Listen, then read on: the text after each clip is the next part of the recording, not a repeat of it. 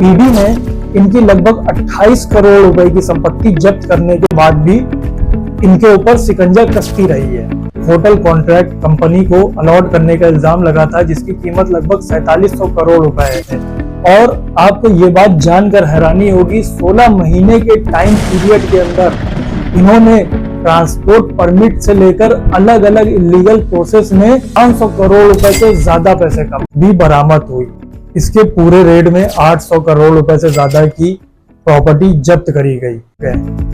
83 एकड़ जमीन एक प्राइवेट कंपनी को देने का आरोप लगता है और ये गिल्टी साबित करी जाती है, लेकिन कुछ ही दिनों के बाद इनको क्लीन चिट मिल जाती है। हेलो दोस्तों, आज मैं आपको ऐसा इंपॉर्टेंट टॉपिक बताने वाला हूं जिसके बारे में जानने के लिए हर किसी के दिल में क्यूरियोसिटी रहती है। आज मैं इंडिया की सबसे प्रेस्टिजियस और पावरफुल जॉब के बारे में बात करने वाला हूं। जी हाँ, आज मैं आईएएस और उस पर बैठने वाले ऑफिसर्स की बात करने वाला हूँ। कैसे एक आईएएस ऑफिसर अपने पूरी जिंदगी में करोड़ों रुपए की करप्शन लेकर के अपना एम्पायर खड़ा कर लेते हैं। उसी के दूसरी ओर एक ईमानदार आईएएस ऑफिसर अपना पूरा करियर दांव पे लगा देते हैं। सबसे पहले मैं आपके सामने करप्ट ऑफिसर्स की बात करूंगा, कैसे वो अपना नेटवर्क चलाते हैं और किस तरह से वो करोड़ों रुपए बना लेते हैं। मेरी लिस्ट में सबसे पहले बाबूलाल अग्रवाल आते हैं। ये 1988 बैच के छत्तीसगढ़ कैडर के आईएएस ऑफिसर हैं। ये अपने समय में चीफ सेक्रेटरी और कमिश्नर जैसे बड़े बड़े पद पे रह चुके हैं। इनका जो नेटवर्क था वो इनके सीए सुनील अग्रवाल और उनके दो भाई अशोक अग्रवाल और पवन अग्रवाल के जरिए चलाया जाता था। उसमें इन लोग ने खरौरा में ग्रामीणों के नाम, विलेजर्स के नाम 400 से ज्यादा फेक अकाउंट खुलवा करके रखे थे, जिसमें 2006 से लेकर 2009 तक इन्होंने लगभग 40 से 50 करोड़ रुपए का ट्रांजैक्शन किया। इसके अलावा 20 से ज्यादा कंपनी इनके द्वारा ओन करी जाती थी। ये सबसे पहले जब लाइमलाइट में आए, जब इनके ऊपर 2010 में एक इनकम टैक्स रेड मारी गई। इनकम टैक्स रेड में इनकम टैक्स रिपोर्ट के हिसाब से इनके पास लगभग 253 करोड़ रुपए का जमा, 108 एकड़ रायपुर के अंदर इनकी अपनी जमीन, 471 फेक बैंक अकाउंट और 30 से ज्यादा कंपनी इनके द्वारा ओन करी जा रही थी। ईडी ने इनकी लगभग 28 करोड़ रुपए की संपत्ति जब्त करने के बाद भी इनके ऊपर शिकंजा कसती रही है।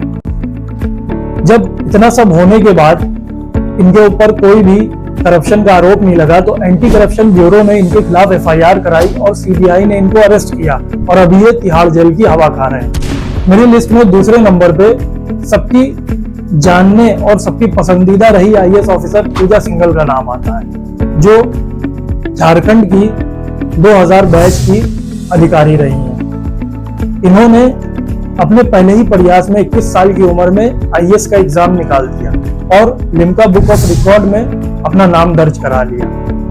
17 में 2005 की डीएम रही पूजा सिंघल उस समय मनरेगा स्कीम के तहत 1 करोड़ से 1.5 करोड़ रुपए का स्कैम करते। उसके बाद ये ज्यादा लाइमलाइट में नहीं आता। कुछ दिनों के बाद इनको खूंटी का उपायुक्त बना दिया जाता है, जहां इन्होंने मनरेगा स्कीम के तहत 2 एनजीओ के अंदर लगभग 18 से 20 करोड़ रुपए का ट्रांजैक्शन किया, ये कहते हुए कि इन एनजीओ ने खेती करी थी, जबकि ऐसी कोई भी खेती रियल में नहीं हुई थी। फिर भी इनके ऊपर कोई एक्शन नहीं लिया गया। ठीक उसके कुछ समय बाद 2011-12 में दोस्तों इनको पलामू का डीसी, डिप्टी कलेक्टर बना दिया गया। उसके बाद इनके तो जैसे पंख लग गए। 83 एकड़ जमीन एक प्राइवेट कंपनी को देने का आरोप लगता है और ये गिल्टी साबित करी जाती है, लेकिन कुछ ही दिनों के बाद इनको क्लीन चिट मिल जाती है और उसी के बाद इनका माइनिंग माफिया के रूप में एक सफर चालू होता है, जिसमें इनका इतना मजबूत नेटवर्क होता है कि झारखंड के अंदर कोई भी माइनिंग इनकी परमिशन के बिना नहीं होती और कोई भी माइनिंग का इक्विपमेंट इनकी परमिशन के बिना डिस्ट्रीब्यूट नहीं किया जाता। नीचे से लेकर ऊपर तक के सारे नेटवर्क में इनकी मर्जी और इनकी साइन के बिना कोई भी काम नहीं होता। यही कारण रहा है कि झारखंड के तीनों चीफ मिनिस्टर्स अर्जुन मुंडा, रघुवर दास और हेमंत सोरेन जैसे दिग्गज पॉलिटिशियन की फर्स्ट चॉइस पूजा सिंघल रही हैं। इसी के साथ साथ ये भी बताया जाता है कि अलग अलग पॉलिटिकल पार्टीज के अलग अलग एमएलए ने इनके द्वारा चलाई जाने वाली कंपनियों के अंदर अपना 150 से 200 करोड़ रुपए दोस्तों अपना ब्लैक से व्हाइट किया है। जब इनका काम, इनकी एक्टिविटी बहुत ज्यादा बढ़ गई तो इनके ऊपर 6 मई 2022 को ईडी की रेड पड़ती है। एक समय में इनके 6 ठिकानों पर रेड पड़ती है, जिसमें से इनके ठिकाने इनके हस्बैंड अभिषेक झा के हॉस्पिटल पे और साथ साथ इनके सीए सुनील कुमार के ठिकाने पे रेड पड़ती है दोस्तों। और उस समय इनके सीए के पास लगभग 19 करोड़ रुपए कैश बरामद होते हैं और ईडी ने इनकी लगभग 83 करोड़ रुपए की प्रॉपर्टी जब्त कर रखी है। और इनको इतना खतरनाक बताया जाता है कि जब इनको जेल हुई और उसके बाद कोर्ट का जब इनको आदेश हुआ तो ये कहा गया कि इनको झारखंड छोड़ करके और कहीं जाना पड़ेगा। मेरी लिस्ट में तीसरे नंबर पे समीर बिश्नोई है, जो 2009 बैच के छत्तीसगढ़ कैडर के अधिकारी रहे हैं। ईडी ने इनको 2 इल्जाम के तहत अरेस्ट किया था, जिसमें पहला इल्जाम घूसखोरी का और दूसरा इल्जाम इलीगल माइनिंग का था, जिसमें इलीगल कोल लेवी स्कैम, मतलब गलत तरीके से कोल माइनिंग से इकट्ठा किया हुआ पैसा, और इसके साथ साथ इन्होंने मैनुअल अप्रूवल रीइंट्रोड्यूस किया था।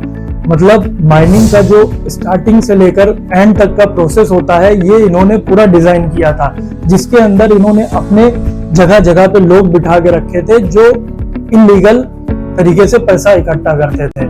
और आपको ये बात जानकर हैरानी होगी, 16 महीने के टाइम पीरियड के अंदर इन्होंने ट्रांसपोर्ट परमिट से लेकर अलग अलग इलीगल प्रोसेस में 500 करोड़ रुपए से ज्यादा पैसे कमाए।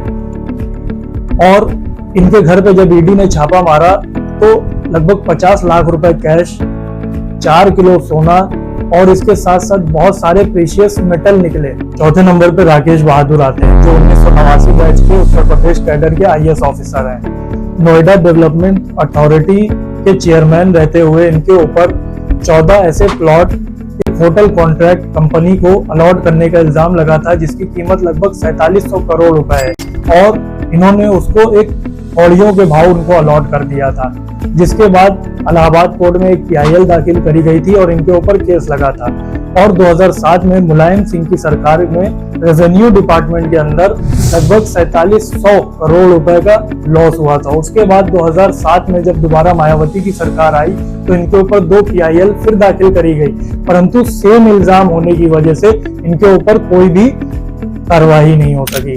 फिर जब दोबारा अखिलेश यादव सीएम बनते हैं तो इनको इनके पोस्ट दोबारा लौटा दिए जाते हैं और साथ साथ कुछ समय के बाद इनको प्रमोशन भी देकर होम चीफ सेक्रेटरी बना दिया जाता है।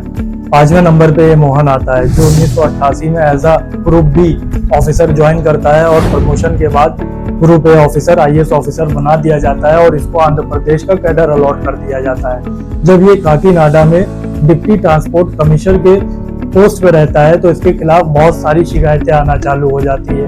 ये बताया जाता है कि ये इलीगल परमिट्स अलॉट करता है और प्रमोशन और पोस्टिंग के लिए अपने ही स्टाफ से रिश्वत लेता है। इसका ये पूरा काला धन ये अपनी बेटी के नाम से 8 कंपनियों में ब्लैक से व्हाइट करता था। इसकी बेटी तेजश्री के नाम पर 8 अलग अलग कंपनियां फाइल थी, जिसके अंदर ये अपना पूरा पैसा ब्लैक से व्हाइट किया करता था। इसके साथ साथ वहां के लोकल एमएलए ने इसको वार्निंग दी, लेकिन उसके बाद भी ये नहीं संभला।